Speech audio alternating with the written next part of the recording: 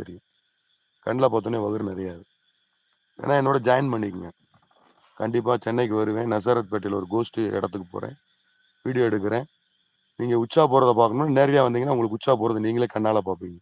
வீடியோவில் பார்த்தா தெரியாது.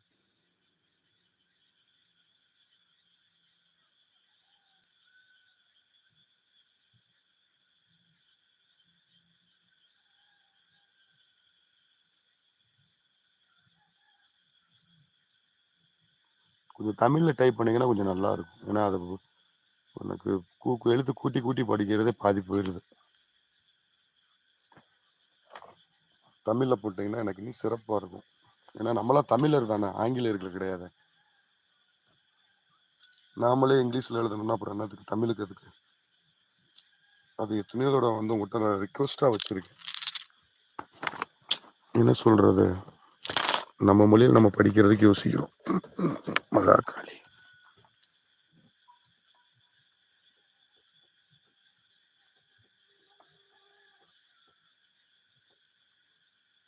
எனக்கு குரு காளி தான், வேற யாருமே கிடையாது.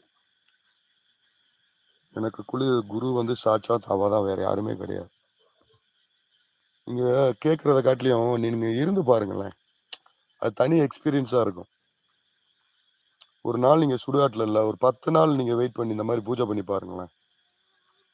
அப்போ தெரியும் உங்களுக்கு என்னன்றது எஃபெக்ட் தெரியும். அது வந்து இருக்கா இல்லையான்னு கேட்கறத காட்டிலையும் அதை நம்மளா ரியலிஸ்டிக்கா உணர்றது செம த்ரில்லா இருக்கும். கேள்வி எல்லாம் ஈஸியா கேட்கலாம், நக்கலா கேட்கலாம், நையாண்டியா கேட்கலாம். என்ன சொல்றது, இறங்கி வேலை பார்க்கறது தான் மேட்ரேவும். அதுக்கு இன்னொரு பேர் கூட நான் சொல்லுவேன், அதை சொன்னா அது தவறாயிரும். அது ஆண்மை தவறேன்னு சொல்லுவாங்களே, ஒரு ஆண்மகன்னா அதை வந்து நேராக களத்தில் சந்திக்கிறேன்னா ஆண்மகன், வீடியோவில் பார்க்கறது இல்லை. அது ரொம்ப பெரிய விஷயம். நான் முதல்ல சர்வசாதாரணமாக தான் நினச்சேன். ஆனால் இப்போ ஒவ்வொரு நாளும் எனக்கு நிறைய அமானுஷ விஷயம் நடக்குது.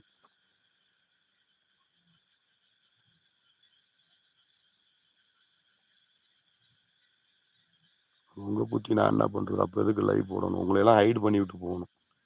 நம்ம மண்டை கருக்கு பிடிச்சவங்க என்ன பேச முடியும்? அதனால் ஹைடில் போட்டு விட்றேன். நீங்கள் போய் வீட்டில் போய் தூங்கலாம். உங்களுக்கு இப்போலாம் தேவையே கிடையாது. போயிட்டு நிம்மதியாக ஒரு சரக்கு அடிச்சுட்டு ஜம்முன்னு தூங்குங்க. பாய்.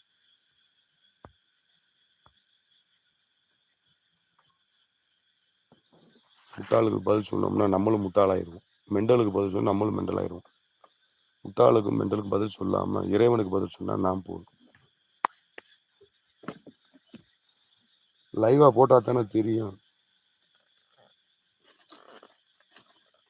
நல்ல கேள்வி கேட்குறாரு. அப்படியே லைவில் போடணும். லைவாக இருக்க போய்தான் நான் லைவில் போடுறேன். நான் அதுக்கு ஷூட்டிங் நடத்துகிறேன். நீங்களாம் லைவாக போட போய்த்தானே நீங்கள் வந்து கேள்வி கேட்குறீங்க, வர்றீங்க. முடியா பைரவா.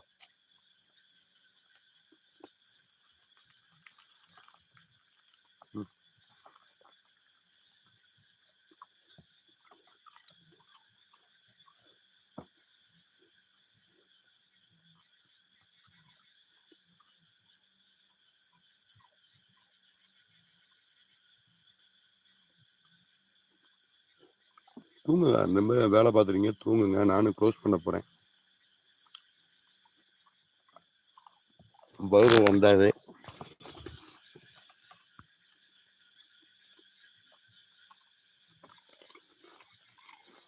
அவர் போட்ட பிஸ்கட்டை நான் 2 எடுத்து தின்னுட்டேன்.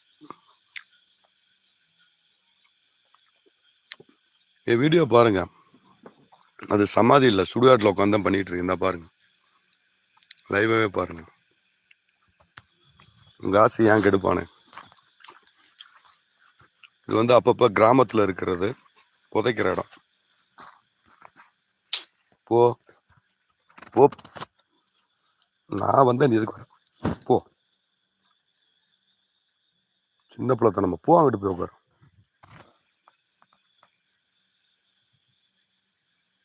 கண்டிப்பாக தினமும் லைவ்ல வருவேன்.